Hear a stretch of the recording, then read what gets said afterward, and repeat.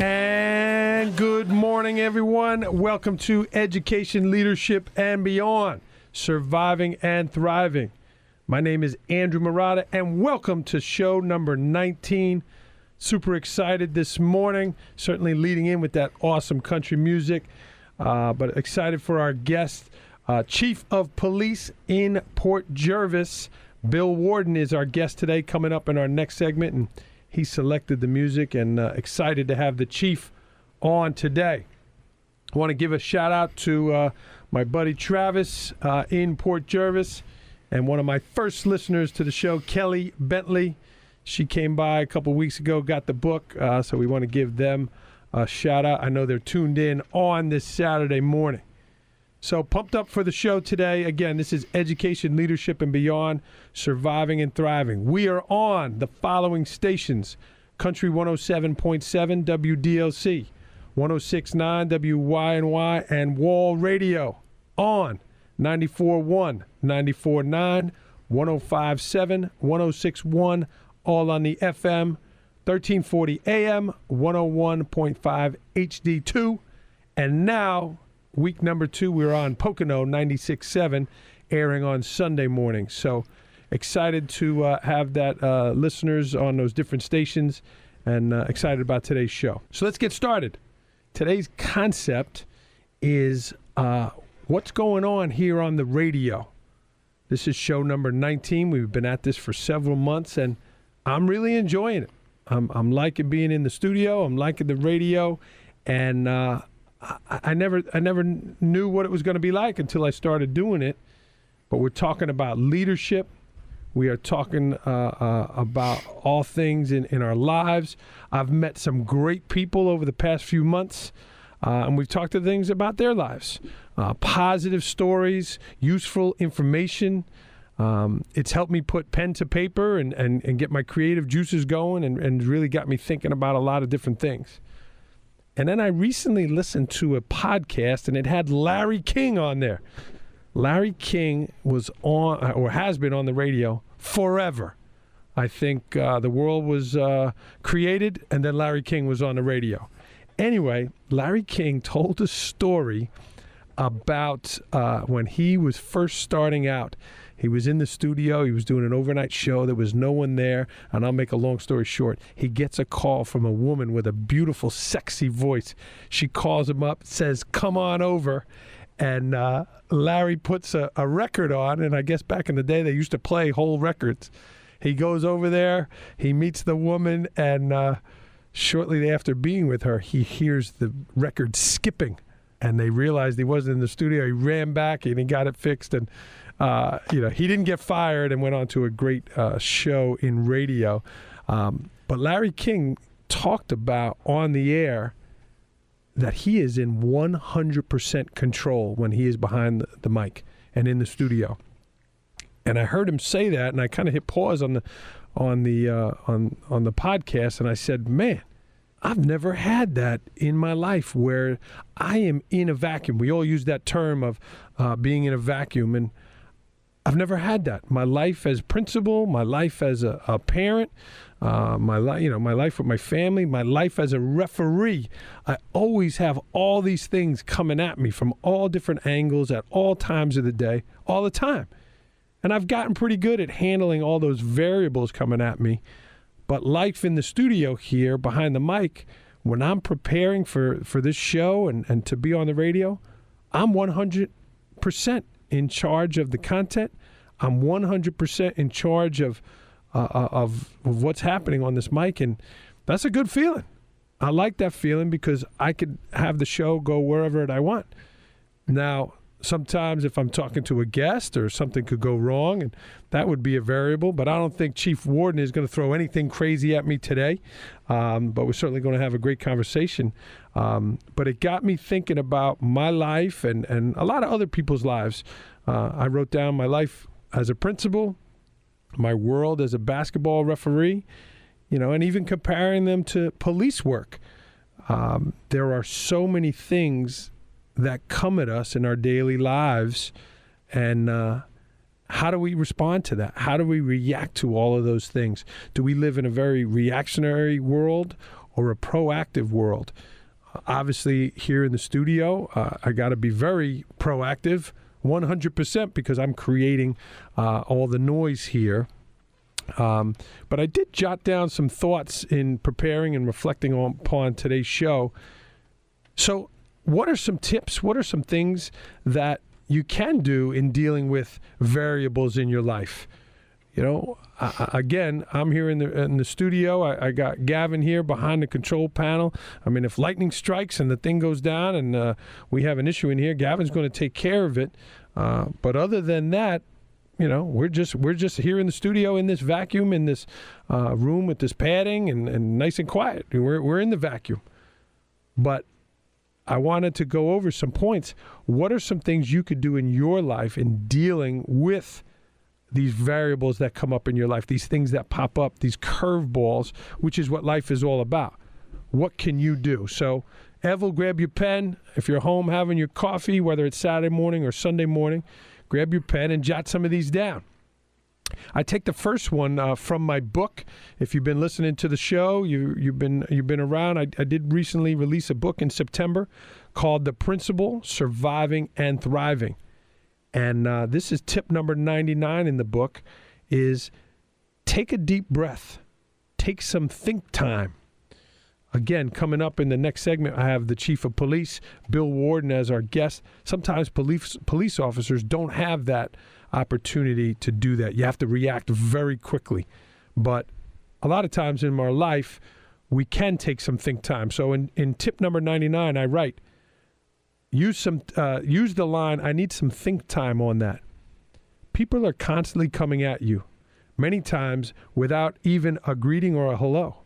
It is all about their request or need and your need to answer immediately. But you are driving your bus. You are sailing your ship. Do not let people grab the wheel while you're driving. If you are in the middle of something in the hall or in the caf, tell them they need to wait a moment. If they ask you something that you are not sure of instantly, tell them, I need some think time on that. Have your pad with you and write down their request or concern. I also tell them, if I miss getting back to you, follow up with me in a day or two and say, hey, Mr. Principal, did you have a chance to think about what we talked about last week?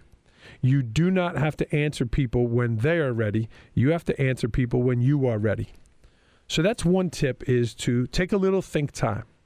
Number 2, put it on your schedule. You have these variables coming up. You have things popping up. If you can't deal with it right there, put it on your schedule. And I write that in tip number 101. Have people make appointments to see you. You are not an emergency room. Unless, of course, you are listening and you do work in the emergency room. But this is where a good secretary can really help you. You need to determine what is an emergency and what is not. Most things that come up are not, so have people make an appointment to see you. This will slow people down, and it will stop so many things from coming at you. You are not a roadside stand that people can just stop by anytime they want. You can't just barge into your doctor's office and demand to see the doctor. It is the same deal with you. You are in charge of your schedule, and your time is precious. So guard it and have people make appointments to see you. Another tip you could do, tip number 3, you can answer people by rule and be consistent. Be consistent. Whatever it is in your life, whatever they're answering you by or they're asking you, you can answer them with the phrase, well, by rule or by law or legally. Certainly in the world of the police world or refereeing, I like to use that line. By rule, this is what it is. Number 4, you don't have to treat everyone the same. You don't have to give the same response. If you told one person yes, you might not have to tell the other person yes, but you don't have to treat everyone the same. You do have to treat people fairly. I'm no police officer, nor do I pretend to play one on TV, but in my experience in dealing with police officers, I've always had a pretty good driving record. I know if I've gone through a stop sign or possibly, maybe one time have gone through a red light, not that I ever would, but I have. I've had the police officer say, Mr. Murata, you have a clean record, you know. don't do that again. And they've given me a pass. Whereas if I had 3 tickets and 5 outstanding warrants, I probably wouldn't get that. So again, that police officer is not treating me the same. He's treating me fairly. Number 5, reorganize your schedule.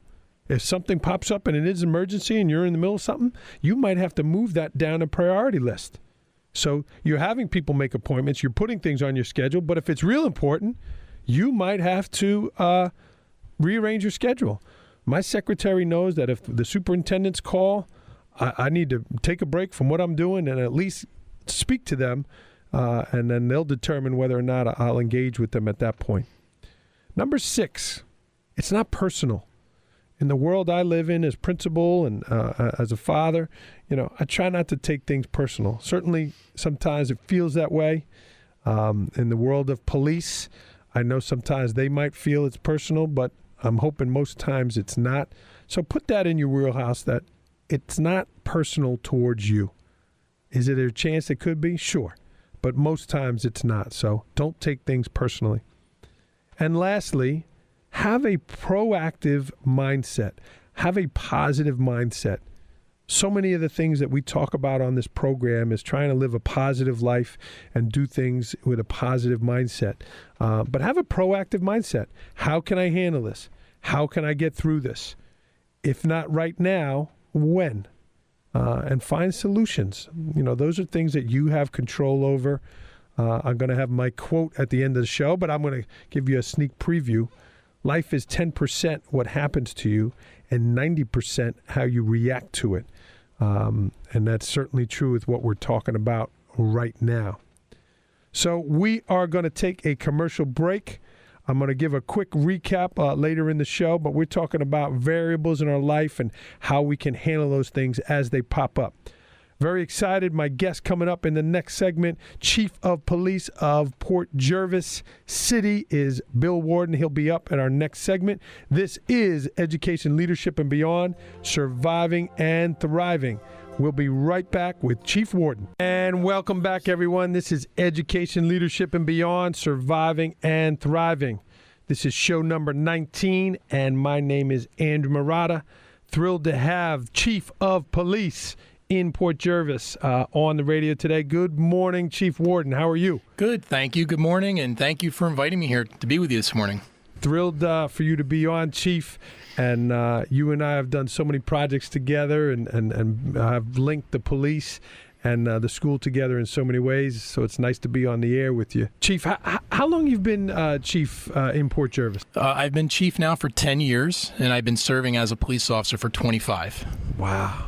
So you and I have been in these leadership roles almost parallel times. What made you want to become a police officer, Bill? It was always a dream of mine as a young child, actually. And growing up, I really admired police service and the sacrifices that police officers make. So it was a dream that I pursued throughout my entire life. So as a young boy, that was something that you knew that you wanted to do? Absolutely. And did you have family in your life that was in law enforcement that you looked up to as a kid? An immediate family. I'm actually the first one to join law enforcement. How about that? Wow. I've had so many guests on, Chief, that, they've looked at. Coach Polanis was on last week. His dad was a football coach, and that's incredible. I didn't know that. Yeah. My brother is a police officer, so I kind of inspired perhaps some service. My younger brother's a corrections officer, and then my brother-in-laws are police officers, so that service now runs pretty heavy throughout our family. Wow. So now you were the first one, and now you have it all in your family. Yes. Amazing. Chief, we talked in the opening segment about having a positive mindset and a proactive mindset. A lot of times police officers, unfortunately, are dealing with negative situations, and I know you do a lot to try to counteract that. But how do you keep a positive mindset, one, as yourself as chief, and then two, amongst your staff? Well, there's no doubt serving as a police officer is a difficult job, and you see a lot of things. Mostly you see the worst of society, unfortunately. But on the other hand, you do see the greatest aspects of society, and you have to really focus on the positive side. It helps you work through the negative side that you see every day. And we all can make a difference. We have to be idealistic, and we can make a difference in somebody's life, and that is the driving force.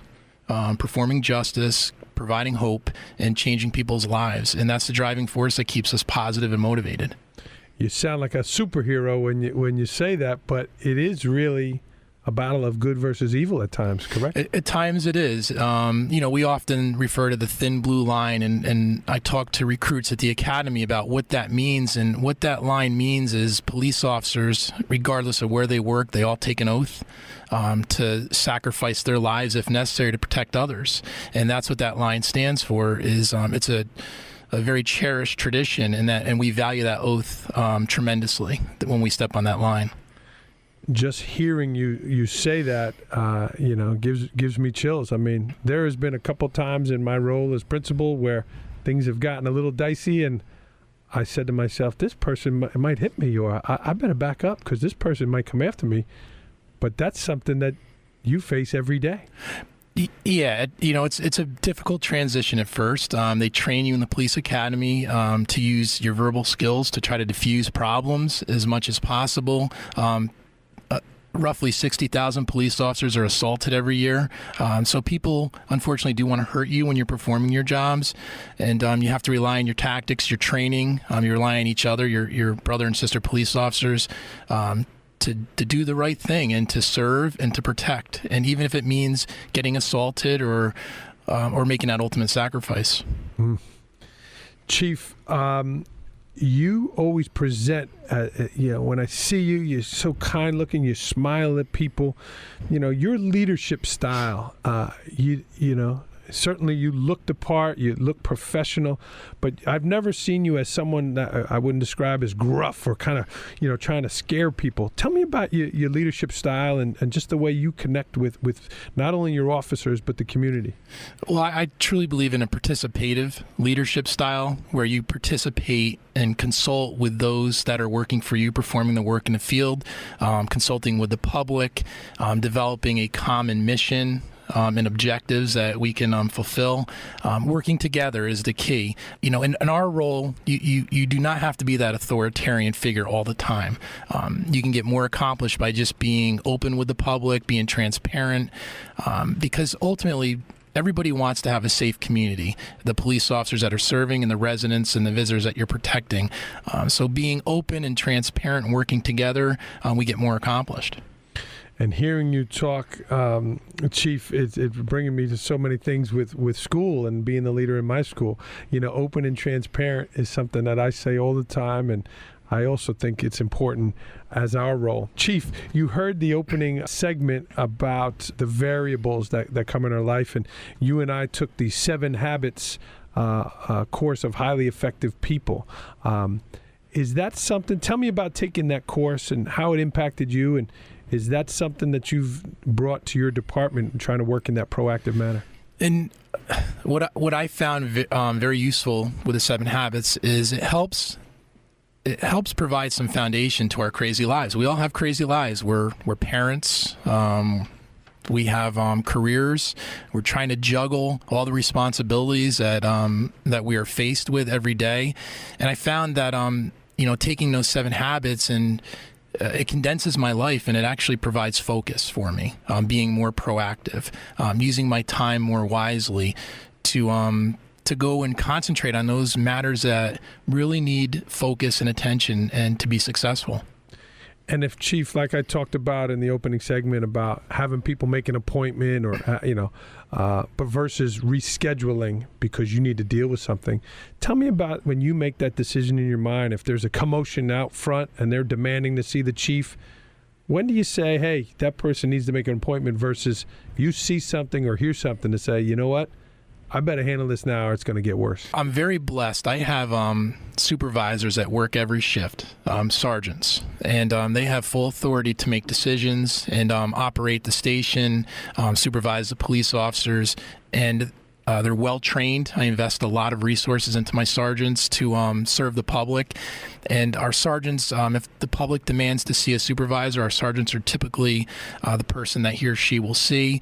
They're very good about addressing problems, and that's what they do. Very seldom do I have to step in and assist. I have the utmost confidence in their abilities and their people skills and their ability to solve problems.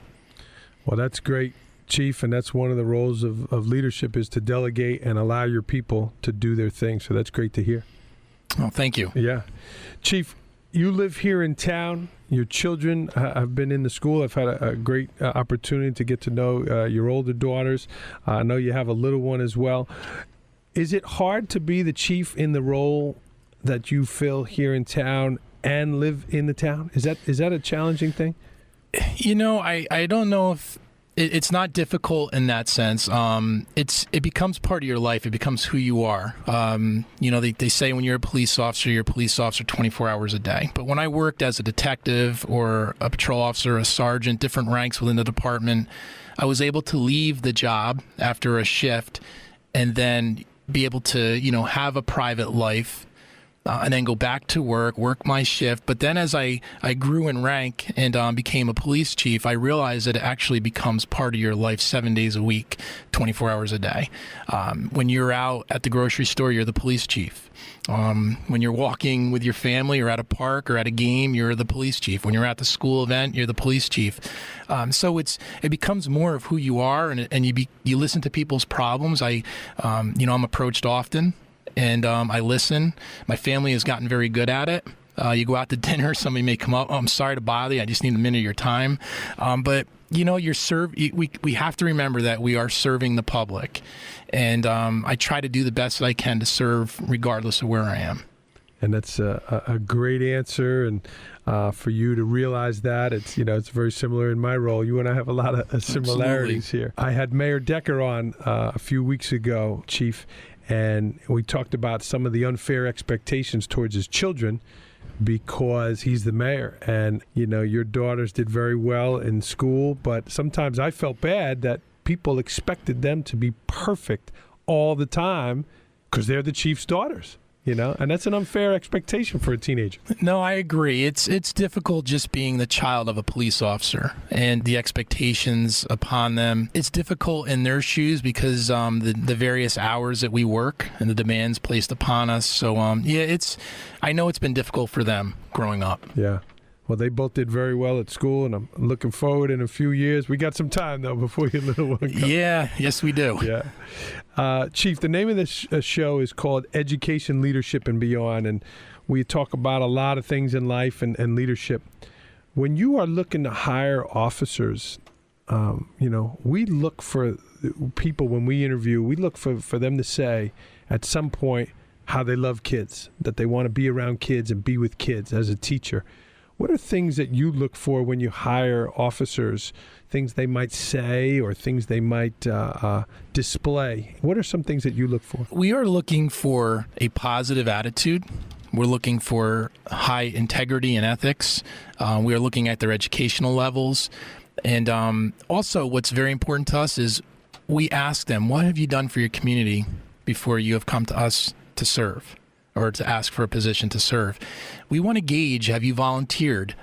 Because we find that those officers that have volunteered, have given back throughout their life, will tend to continue at that rate of service as a police officer. And that is the core of what we do. And you have so many guys that I've gotten to know over the years that are so engaging with the community and do those things. The National Night Out that you run, Chief, what a great thing for this community and really a great display of your department. That's a great... Oh, thank you. Yeah. Yeah, we look forward to it every year. It's a lot of work, but we partner, with the school and Operation PJ Pride and a variety of agencies to put that program out for the public, and it gives us an opportunity to engage and just discuss challenges that we may face together, solutions, and to collaborate with each other. And you and I, Bud Williamson, the owner of the station, was in here before talking about how our jobs affect one another. Certainly, you have had interactions with our students that might be negative in nature. And then we've had students there that you've had, we've been involved with. So we help one another and work Absolutely. Absolutely. Speaking of collaboratively, we have some neighbors here in Port Jervis. Pike County is right next door. Montague is right next door. Deer Park is right next door. Tell me about fostering relationships with those police departments, and how do you work with them? Very challenging to be a border city. We're the largest municipality in the tri-state area, and to provide law enforcement services when, you can stand in a tri-state rock in the city of Port Jervis and stand in New York, New Jersey, and Pennsylvania. So it's vital that we work together. Crime does not stay within borders. It travels throughout different areas, and we must share information. We must collaborate. We provide mutual aid, interstate mutual aid, whether it's the New Jersey State Police, the Eastern Pike Regional Police, Deer Park Police, Sheriff's Department, or State Police. I mean, we're working together because we don't look at crime as a Port Jervis problem or a Matamoros problem or a Montague problem. It's a tri-state communities problem. And I know that the men and women that are serving are collaborating. We don't care where the arrest is made, or we will put together the best case we possibly can to improve the quality of life. Do you meet with the leaders in those departments regularly? Is that something that's on your schedule? There's an open dialogue, a routine open dialogue between the leaders of the departments, between the detectives that work in the departments, the officers. They all enjoy an excellent working relationship.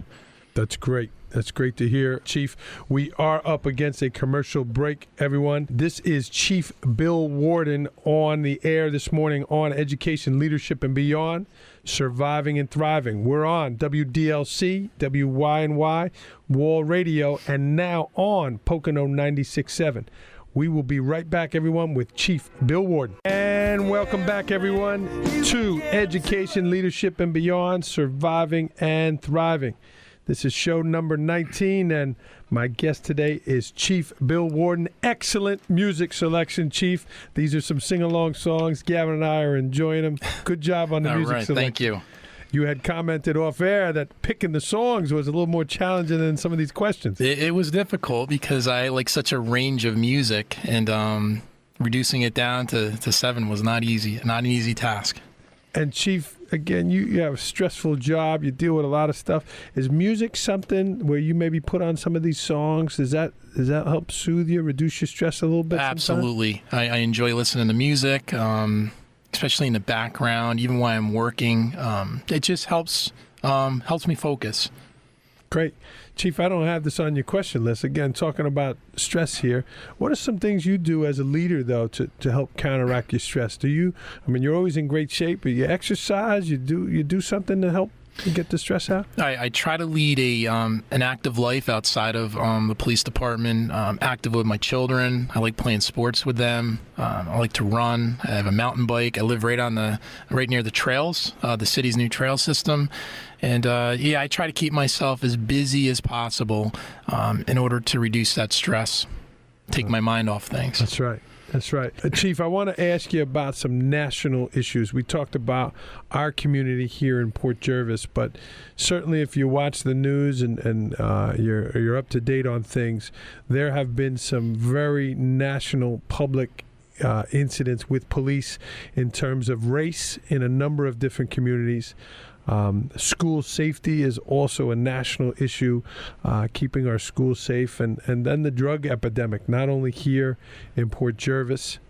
You and I have attended a lot of funerals together, unfortunately, but nationally. So let me start with the issue of race, Chief. We've watched some of these terrible scenes in communities in Missouri, out in the Midwest. What do you do to make sure things like that don't happen here, and how do you deal with issues of race here in Port Jervis? Well, the key is community policing. That is at the core of successfully policing a community. Remember, as Sir Robert Peel always advocated, the police are the community and the community are the police. It's vital that in our everyday actions, and I'm very blessed, I have a highly professional staff of community-oriented police officers that every day are serving with dignity and pride and with kindness towards the public. They build relationships in all their interactions. So the key is to constantly support those efforts, constantly engage the public, constantly have police officers seen in a different light, not just in the enforcement mode, but in the community service mode. So officers are present in the schools, they're present at community events, they're out on the beat as much as possible, getting out of their car. I have officers playing basketball in the street, giving, sometimes playing for some ice cream. So that is the key. It's the way you treat the public and the way you serve the public is the ingredient for successfully keeping the public and the police together as one. One of the positive things, I don't know if it got to your office yet, but they came to us, your department, about the high school kids developing a coloring book with the Port Jervis Police. Absolutely. Very excited to launch that project. I know Detective Robertson is working to with your staff to do that. And it's just another opportunity to engage our youth, to see police officers in a different light. And it's going to be authentic to Port Jervis, our Port vehicles Jervis. And Yes. our people, and that'll be great. Chief, sometimes when there's an incident and people are pointing towards the police because they did something wrong, and then the department will release a tape of actually what happened. You mentioned about transparency, and then people say, oh, the officer was justified. Is that something that you have, or our officers, do we have body cams and those cameras in the car? And is that something about that you teach your officers that, hey, we're on tape, we're in the public eye? And is that something you talk about with Absolutely. I mean, we have cameras in the station. Our main phone line is recorded. Our tasers have cameras on them. Our patrol cars have in-car cameras in all marked patrol units. Our officers have been working to test body cameras. It's a big expense to enact a program, but we are diligently working at trying to find a solution to that. And is that something your officers want, or is that something like, hey, no, we're not doing it? Like, no, I have a proactive group of officers that always look to the future. They have the drive to serve. They realize that times are changing, and they are changing with the times. They want to be as transparent as possible because, you see things happening on TV, but I think that's just a small minority of what police officers do every day. 99.9% of police officers every day are doing the right thing. Yeah. Chief, we've had a great relationship working with the schools. And unfortunately, we've seen too many school shootings over our time. Tell me about your stance on working closely with our schools, and what does the Port Jervis Police and Deer Park Police, what do you guys actively do to help protect the schools? We are very blessed to have a fantastic relationship with our school system. We work very collaboratively together to provide programs within the schools. We get police officers throughout various grades, having the opportunity to read to students, teach about citizenship, teach DARE. So the officers are in and out of the schools every day. Our officers from Deer Park and Port Jervis train together to respond to an emergency at the schools. The schools allow us their facilities, but we don't just limit it at that. We have actually Eastern Pike Regional Police training with us, the New York State Police, the Orange County Sheriff's Department. We are collaborating with all agencies that we can possibly bring into the team to protect our schools. If you look around, our officers are routinely patrolling the schools. We have a joint mutual aid response with Deer Park to all school buildings for any serious emergency. It's a priority to protect our young people. And I've felt that as principal whenever I've asked for anything, whether it's been you or Deer Park, that I sense something might happen, or Chief at dismissal, we heard some rumblings, I need a car, could you do this? You guys have been fantastic, very proactive, and we welcome the officers in the school. We don't want that as a scare tactic, but more of a support tactic that you guys are here to help us. And the officers are there on it's a basis where they can speak with staff, students. They're seen in a different light, but their presence will help protect them as well. But if you look at a case in point, our collaboration, if you remember a couple of years ago, we had a lot of problems on the trails. We worked together, the school and the city, to clean up those trails. We painted a building that was unsightly on the trails, improved lighting, got the message out, stay off the trails. And a lot of problems subsided because of that collaboration between the school and the department. So I'm a firm believer in collaborations and solving community problems. And if you're listening to the show in Port Jervis, the chief brought up one of those things that is a thorn in my side, those trails. We want to eventually, I have a vision to try to make that a park where it's literally a path. There's so many kids that still try to go through there.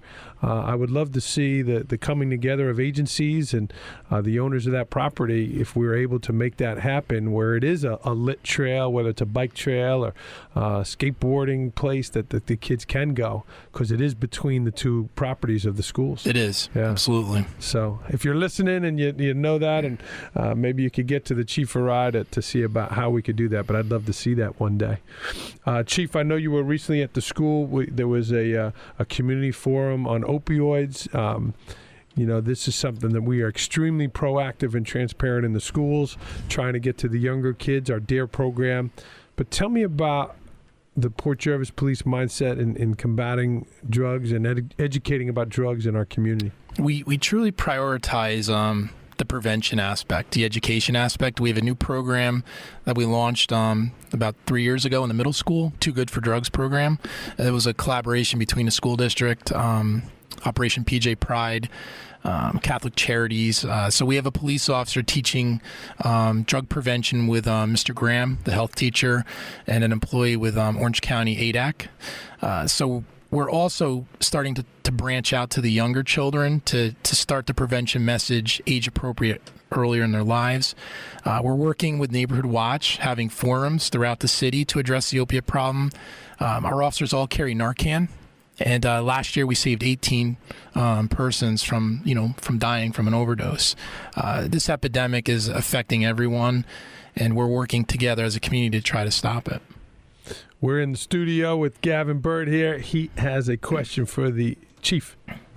My question is, and this relates to something I feel I've seen nationally, but a lot of people say that the heroin problem has been caused by overprescription of, Percocet, etc., similar drugs, and then a lot of people who get on that move to heroin. But what I find frustrating is I don't think America talks enough about the people, especially young people, who start out with something like marijuana, and then as a gateway drug they move on to heroin, or they start with heroin because it's cool, because whatever, it feels good, etc. My question for you is, in the city of Port Jervis, or even from what you hear from law enforcement outside of Port Jervis, anywhere in America, how much of it is an prescription problem going on to heroin, and how much of it is more of a gateway drug, marijuana to heroin problem, if that makes sense? Well, it's a good question. We find that there's mixed results to those studies. Ultimately, it has been shown that marijuana is a gateway drug, and we find that many young persons that experiment with heroin have used marijuana in the past and started as a gateway. We're also finding that a large percentage of heroin users were actually prescribed a prescription opiate for some type of injury. Maybe they were involved in a car accident, and then unfortunately became addicted to the opiate when they were unable to obtain those pills, so those medications that they were prescribed. They were forced to turn to the cheaper but very similar heroin. So it depends on the age groups that are involved here. We find that the younger users typically did use marijuana and then work into an addiction to heroin. So it is a mixed. We all hope to work collaboratively together to help counteract this problem, and we always end our show with go out and change the world to make it a better place, and we need all of us to help in this community to help combat drugs. We are up against a break here. We have our guest today is Chief Bill Warden, and we'll be right back with the Chief with our write-in portion of the show here on Education, Leadership, and Beyond, Surviving and Thriving. WDLC, WYNY, Wall Radio, and Pocono 96.7. And welcome back, everyone, to Education, Leadership, and Beyond, Surviving and Thriving. This is show number 19. My name is Andrew Murata, and we are having a great time with Chief Bill Warden from the Port Jervis Police. Before we get back to the Chief, this is the write-in portion of the show. You can send in comments, questions, concerns, and your thoughts on the show. Andrew at neversinkmediagroup.com, or you can hit me up on Twitter at AndrewMurata21. You could also check out my website and leave some feedback there, andrewmurata.com. And my book is out, The Principle, Surviving and Thriving. You can find that on Amazon, my website, as well as the other online retailers. A quick summary of today's show. We talked about adapting to variables in your life. Here in the studio, we are in a padded room, a quiet room, no outside variables affecting us here on the air. And how can you deal with those variables when they affect you in the real world, in the real life? Number one, you could take a deep breath and take some think time before you respond. Number two, you can put it on your schedule. Number three, you can answer by rule or by law and then give a consistent and fair answer. Number four, you can treat everyone fairly. You don't have to treat them all the same, but you can treat everyone fairly. Number five, you can adjust. You can reorganize your schedule if you need to. Number six, it's not personal. Don't take it personal. And number seven, have a proactive mindset in dealing with these things that come at you each and every day. And speaking of dealing with things that come at you all the time, we'll welcome back our guest, Chief Bill Warden. Chief, I appreciate you being on today with your busy schedule. This is a write-in portion of the show, and we did get a question sent in.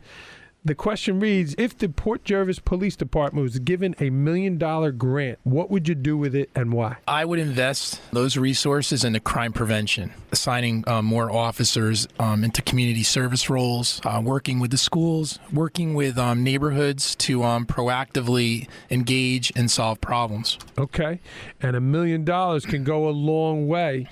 Would there be any type of equipment, or would there be any other type things you would do, or would you invest it all in the manpower? Well, I would invest it into our juvenile aid office, perhaps adding another detective to proactively serve our youth. Always providing equipment to enhance the safety of officers and the training to enhance their safety. $1 million would definitely go a long way with helping accomplish that. And it would go quick, too. I know it could be spent quick. Your cars always do look fantastic. Oh, thank you. I did want to compliment you on that. Chief, the next section is the rapid fire question. I'm going to ask you a number of questions. If there's any you do want to expand upon, we'll give you a little leeway, but a quick answer, okay? So the last book you read. All right, George Washington's Secret Six, The Spy Ring, and I'm now reading Washington, A Life by Ron Chernow. I'm a student of George Washington. Wow, how about that? Excellent leader. He was the people's president. He overcame obstacles that are unheard of during the Revolution for independence, and obstacles that resonate today. Lack of funding, lack of equipment, things that we all deal with, but he overcame those obstacles. So he's a great man, a great leader, and I enjoy spending my leisure time reading about that? His success. Give me those names again, Chief. So it was George Washington's Secret Six, The Spy Ring that saved the American Revolution, and then Washington, A Life. We might have to get those out on President's Weekend and do a little bit. That's great. How about the last movie you saw? It was The Equalizer by Denzel Washington. My wife and I watched that just a couple nights ago. Little date night? Just at home, hanging out, and we don't get a lot of time to do that. Yes, and I don't watch. Unfortunately, I don't get a lot of time to watch television. Love Denzel. Last thing you did recently that got your adrenaline going, not related to a stressful event at work? We took a fabulous trip out to Colorado, spent time with family, took a Jeep ride up to about 12,500 feet in the Rocky Mountains. It was fabulous. Wow. Did you drive out west, Chief? I did. Drove out west. How about that? That's great. Besides your job and your family, what is something that you are most proud? I'm proud of the fact that I became a part-time college professor at SUNY Orange. I'm enjoying that, and I'm very proud of. I'm very proud of the work that my officers are doing each and every day, and the professionalism that they display, and the collaboration of the community. They stand truly behind us. We are part of the community, so I'm very proud of that. That's something I feel is vital. Gavin, are we going to allow him to have that answer that was related to work, but it was pretty good? Going to keep that in? Sure. He's going to make the cut with that? Chief, last question. Where are you going to be in 5 years? Well, I do have a mixed bag of ages in my family. I have a very young daughter, so I think I'm still going to be here serving as a police chief, and I look forward to doing that for the next 5 years.